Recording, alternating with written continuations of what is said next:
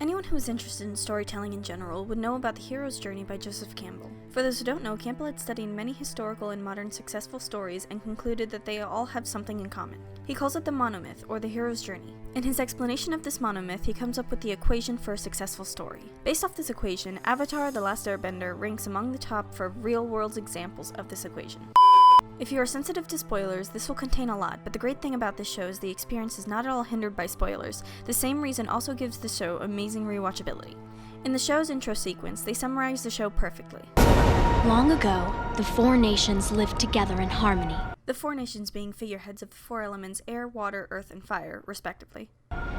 Then, everything changed when the Fire Nation attacked. Only the Avatar, master of all four elements, could stop them. But when the world needed him most, he vanished. Now the whole story is centered around our protagonist Aang, the Avatar and also a 12-year-old airbender, needing to travel the world in order to find people to teach him the three other elements. This obviously requires a huge degree of world building that the creators did fantastically. The four elements, air, water, earth, and fire, is the main theme in the show. The four main nations are centered around these elements, which would be very different culturally. Let's talk about the water tribes. This is the first culture we're exposed to, since the other two main characters, Katara and Sokka, live in the southern water tribe. From the beginning, we are aware that there are only two main water tribes, the northern water tribe and the southern water tribe. Both are located at the poles, since waterbending includes ice bending as well. And since there is an abundance of both in these places, naturally it's where waterbenders would call home. The main character Aang is from the Southern Air Temple, which is the second geographical place our heroes go to. As is touched upon later in the show, air temples are usually located in mountaintops, or typically inaccessible places for anyone other than airbenders. As the airbenders as a whole were nomads, they needed a way to protect themselves, causing them to live in such isolated areas. Throughout most of the show, the main team spends a lot of time in the Earth Kingdom. The Earth Kingdom is a very large landmass at the center of the map, but the main places the citizens live is in the equivalent of the Grand Canyon, underneath or inside mountains, or in dry desert-like areas. Being the biggest nation in the Avatar universe, it makes sense geographically that our characters spend the most time here. It is something as simple as this that takes this show to another level creatively and is a good source of reference to other creators. Lastly, the Fire Nation is the second largest nation in this universe, but is the main protagonist of the show. The nation is one large entity, usually housed near tropical spots or near volcanoes. The element that drives most of the plot is the 100-year world war with the Fire Nation.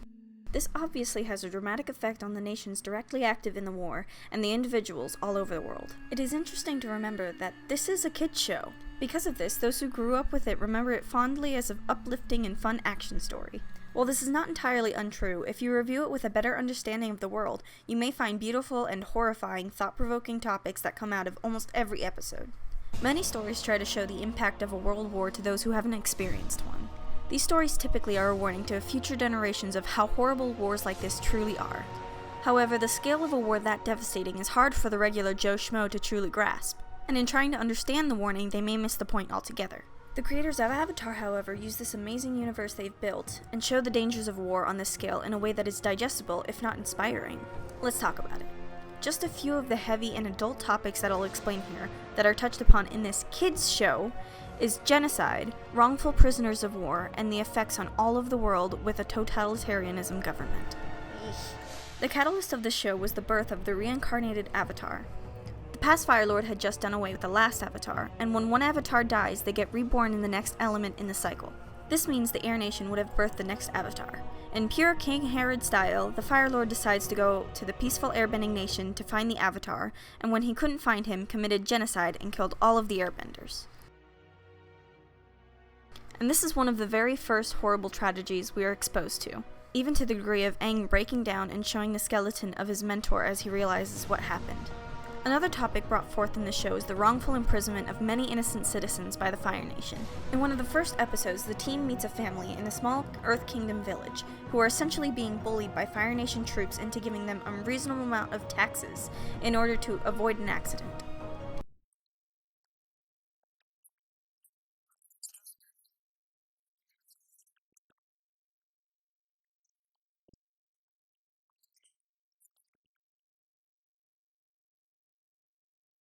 This douchebag.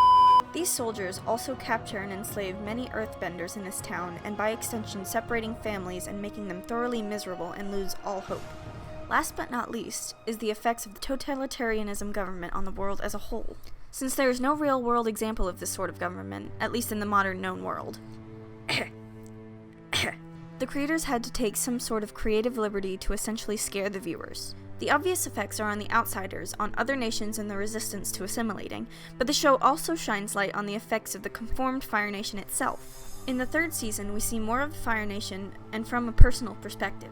To infiltrate and stage an invasion, the team sneaks through the Fire Nation by blending in, and as they do, they find people of the Fire Nation who have been very poorly affected by the actions of their own nation. In a lake-based Fire Nation village, the team meets citizens who are in poverty and sickness due to a weapons factory producing pollution and harsh chemicals. The resulting muck drains into the lake, killing or poisoning most fish and disintegrating most of the village's other food and water supplies. Many of the people are those who weren't drafted for the war, essentially just small children and their mothers, who as a result of the pollution are on their deathbeds. This show is a masterpiece of modern-day epic storytelling merged with entertaining and emotional world building. This is a great resource to any aspiring storytellers to reference and take note from. So, yeah.